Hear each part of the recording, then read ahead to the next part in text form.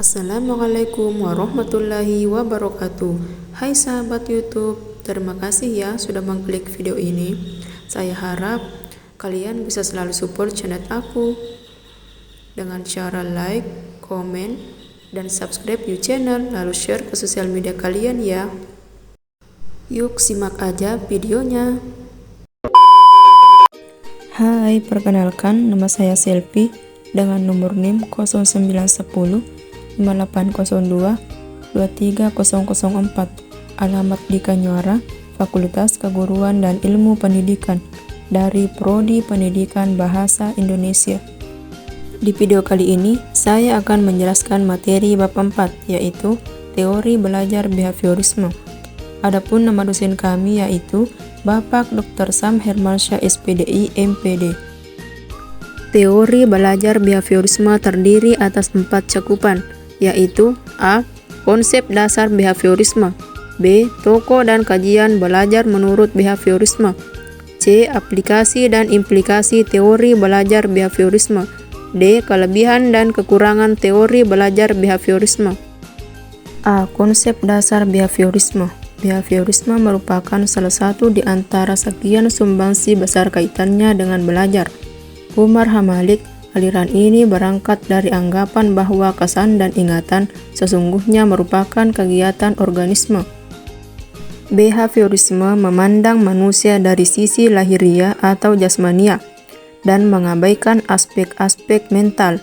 Dengan kata lain, behaviorisme tidak mengakui adanya kecerdasan, bakat, minat, dan perasaan individu dalam suatu belajar. Peristiwa belajar hanya berdasarkan melatih refleks atau respon individu, sehingga menjadi kebiasaan yang dikuasai individu. Ahli teori behaviorisme berpendapat bahwa belajar adalah perubahan tingkah laku sebagai hasil dari pengalaman Suyono dan Haryanto. Seseorang dianggap telah belajar sesuatu jika dia dapat menunjukkan perubahan perilakunya. Menurut teori ini, dalam belajar yang penting adalah input yang berupa stimulus dan output yang berupa respon. Ada beberapa ciri yang bisa menunjukkan dari teori ini, yaitu 1. Mementingkan faktor lingkungan, 2. Menekankan pada tingkah laku yang tampak secara objektif, 3. Bersifat mekanis, 4. Pengaruh masa lalu, 5. Mementingkan elemen-elemen kecil, 6. Mementingkan pembentukan dari reaksi atau respon yang muncul. 7. Menekankan pentingnya latihan atau pembiasaan. 8. Menekankan kepada pengukuran. Meskipun demikian, behaviorisme tetap masih bisa diterima karena beberapa konsep yang dikembangkan terbukti berhasil dan menimbulkan dampak positif dalam belajar. B. Tokoh dan kajian belajar behaviorisme. A. L. Terondik. Terondik merupakan salah satu pakar behaviorisme yang mengembangkan teori koneksionisme atau teori asosiasi. Teori ini merupakan teori pertama dari behaviorisme. Terondik merupakan seorang psikolog dan pendidik berkebangsaan Amerika. Belajar menurut Terondik merupakan pembentukan hubungan antara stimulus dan respon.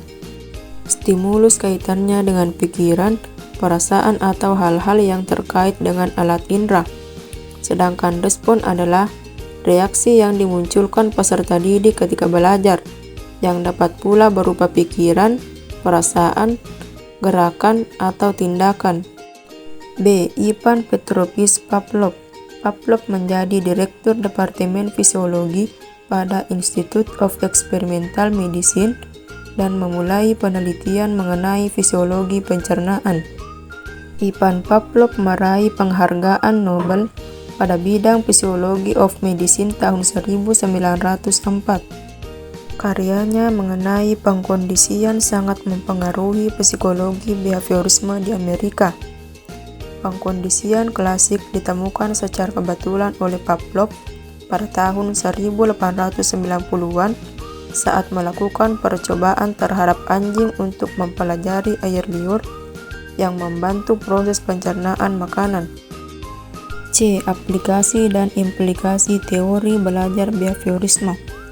Teori belajar behaviorisme cocok untuk mendapatkan kemampuan yang membutuhkan praktik dan pembiasaan yang mengandung unsur-unsur seperti kecepatan, spontanitas, kelenturan, refleks, daya tahan, dan sebagainya. Contohnya, komunikasi bahasa asing, mengetik, menari, menggunakan komputer, berenang, olahraga, dan sebagainya. Berikut beberapa implikasi teori belajar behaviorisme dalam pembelajaran. 1. Pembelajaran yang disusun dan berdasarkan pada teori. 2. Peserta didik dianggap sebagai objek pasif yang memerlukan motivasi dan penguatan dari pendidik. 3. Teori behaviorisme dalam pembelajaran sedikit memberikan kebebasan bagi peserta didik untuk berkreasi, bereksperimentasi, dan mengembangkan kemampuan. 4. Peserta didik dikendalikan oleh aturan-aturan yang jelas dan ditetapkan secara ketat. 5. Tujuan pembelajaran berfokus menambahkan pengetahuan, sedangkan belajar sebagai aktivitas untuk mengungkapkan kembali pengetahuan yang sudah dipelajari dalam bentuk laporan, kuis, ataupun tes. 6. Evaluasi menekankan pada perilaku yang nampak, respon pasif, dan keterampilan. D. Kelebihan dan kekurangan belajar behaviorisme. Kelebihan. 1. Cocok untuk memperoleh kemampuan yang membutuhkan praktik dan pembiasaan yang mengandung unsur-unsur seperti kecepatan, spontanitas, kelenturan, refleks, dan daya tahan. Contohnya, percakapan bahasa asing, mengetik, menari, berenang, dan olahraga. 2. Cocok diterapkan untuk melatih anak-anak yang masih membutuhkan dominasi peran orang dewasa, suka mengulangi dan harus dibiasakan, suka meniru dan senang dengan bentuk-bentuk penghargaan langsung seperti diberi hadiah atau pujian. 3. Dapat dikendalikan melalui cara mengganti stimulus alami dengan stimulus yang tepat untuk mendapatkan pengulangan respon yang diinginkan, sementara individu tidak menyadari bahwa ia dikendalikan. 4. Membangun konsentrasi pikiran. Dalam teori ini ada penguatan dan hukuman bila dirasa perlu. 5. Materi yang diberikan sangat detail. Kekurangan. 1. Teori ini mengabaikan pikiran sehingga tidak mengadaptasi dan tidak mampu menjelaskan berbagai jenis pembelajaran dan cenderung mementingkan perilaku yang tampak. 2. Tidak mampu menjelaskan variasi tingkat emosi siswa dan tidak mampu menjelaskan situasi belajar yang kompleks. 3. Tidak mementingkan pikiran dan cenderung mengarahkan peserta didik untuk berpikir linear, konvergen, tidak kreatif, dan tidak produktif. Apabila video ini bermanfaat, silahkan share sebanyak-banyaknya sosial media kalian. Dan terus support channel ini dengan cara like, comment, dan subscribe. Thanks for watching, see you next time video. Wassalamualaikum, dadah.